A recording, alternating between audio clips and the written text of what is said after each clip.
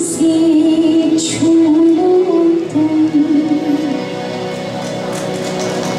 Thank you so माच। আসলে গানগুলো গাওয়ার সময় জাজিদ আঙ্কেলের মুখটা মনে পড়ে। আমি সত্যি বোধহয় আগের জন্ম বলে যদি কিছু থেকে থাকে খুব পূর্ণ করেছিলাম, তা না হলে এরকম মানুষের সান্নিধ্যে আসা, শুধু সান্নিধ্যে আসাই নয়, তার থেকে গান শেখার সৌভাগ্য আর এত ভালোবাসা পাওয়ার সৌভাগ্য বোধহয় খুব কম মানুষেরই হয়। এই গানগুলো গাইতে গেলে বড্ড জাজিদ আঙ্কেলের কথা মনে পড়ে।